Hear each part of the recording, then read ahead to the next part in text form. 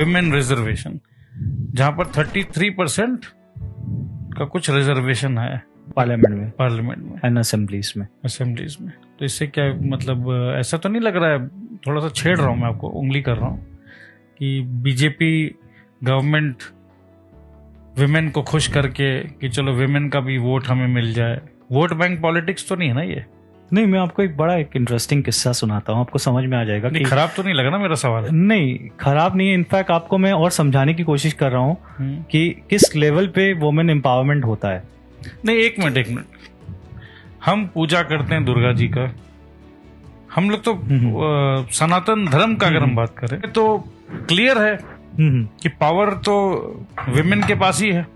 Power women के पास है, लेकिन हम कौन होते हैं एम्पावर करने का उनको? हमको तो ऐसा शादीशुदा हूं मैं सारा दिन नमस्कार करके घूमता हूं। हम कोई भी नहीं होते हैं। हाँ। लेकिन हमें उनको एक सेफ एनवायरनमेंट देना पड़ता है, हमें उनको एक अपॉर्चुनिटीज देनी पड़ती है। वो जो ग्लास सीलिंग्स होती है उसको हमें हटाना पड़ता है।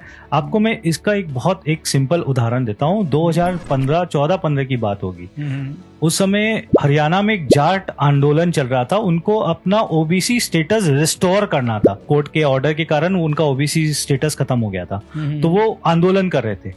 और सारे खाप पंचायत, जो हरियाणा में खाप पंचायत होती है, वो सब बड़े बड़े लीडर्स आकर के वो आंदोलन कर रहे थे। तो लास्ट में ये कंक्लूजन निकला कि भाई हम तो पीएमओ से मिलेंगे, प्राइम मिनिस्टर से मिलेंगे और उनको अपनी एक मांग रखेंगे, अपनी जो भी है हमारी जो चार्टर ऑफ डिमांड है, हम लोग जाके उनसे मिलेंगे। तो मोदी जी की ऑफिस के साथ, मतलब पीएमओ की ऑफिस में जाकर उन्होंने अपॉइंटमेंट लिया, अपॉइंटमेंट उनको मिल गया और गए मोदी जी के पास। उन्होंने अपनी मांगे रखी। तो मोदी जी ने बोला कि भाई देखिए, आपकी मांगे तो मैं कंसीडर करूंगा। कंसीडर मतलब मैं मांग पूरा करूंगा नहीं करूंगा, दैट्स अ डिफरेंट थिंग। मैं कंसीडर करूंगा, लेकिन आपको मेरा एक काम करना पड़ेगा। खाप पंचायत और सारे बड़े बड़े लीडर्स थे हरियाणा के, वो सोच रहे थे ये क्या मांगेंगे, एक पॉलिटिशियन क्या मांग सकता है। बोलेगा कि भाई नेक्स्ट इलेक्शन है, हम मेरे को वोट दे देना, या मुझे कुछ करवा देना, या कोई जमीन एक्वायर करनी होगी, कोई कोई रोड के लिए, तो कुछ मांग रहे होंगे वैसा कुछ। तो काफी देर आपस में वो डेलिब्रेट करके बोले ठीक है, आप बताइए आप क्या चाहते हैं हमसे।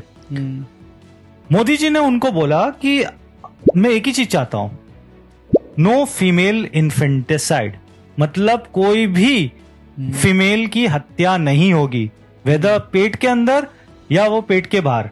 You will be surprise to know कि हरियाणा का sex ratio boys 1000 and women is 870, मतलब 130 लड़कियां मर जाती है या मारी जाती है। And that is the reason why the Haryana sex ratio was one of the lowest. उन्होंने ये बोला कि नो इन्फेंटिसाइड, आप मुझे प्रॉमिस कीजिए कि एक भी भ्रूण हत्या नहीं होगी, एक भी लड़की मरेगी नहीं। आप जो लड़की पैदा होती है और दूध में डाल दी जाती है और उसको मार दिया जाता है, वो नहीं होना चाहिए, एकदम नहीं होना चाहिए। दे प्रॉमिस्ड। खाप पंचायत और जितने भी सरपंच थे वो लोग शॉक्ड हो गए कि भाई ये क्या है। हमने तो सोचा वो हमसे वोट मांगेंगे, हमसे नोट मांगेंगे, हमसे जमीन मांगेंगे, कुछ फेवर मांगेंगे, ये तो कुछ और ही बात बता रहे हैं। सो एग्जैक्टली दे प्रॉमिस कि आप हमें ओबीसी स्टेटस दीजिए या मत दीजिए, that's irrelevant, but we promise you not a single girl will die from that time. मतलब कुछ करिश्मा है हमारे। 4 साल हो गए सर, 4 साल में वो सेक्स रेशियो 870 का 922 हो गया। सेक्स रेशियो 17 साल तक वो 900 के नीचे रहा। 17 साल के बाद फर्स्ट टाइम 900 के ऊपर वो आज आया है और आज 922 है। 17 साल या 17 साल? 17 साल तक वो 900 के नीचे था। अच्छा। आप सोचिए कि कहां पर हमारी लड़कियां थी, हमारी बेटियां, जिसको हम इंपावर करने की बात कर रहे हैं। हम पहले उनको बचाए तो सही, बचाएंगे तब तो आप इंपावर करोगे। आप बचा ही नहीं रहे हो, आप उसको भ्रूण हत्या कर रहे हो, आप उसको मार रहे हो। आप उसको बेटी पैदा होते ही आप जाके उसको दूध में डाल देते हो, और इधर आप इंपावरमेंट की बात कर रहे हो। यहां पर वो बंदा है जो आपको बचा रहा है।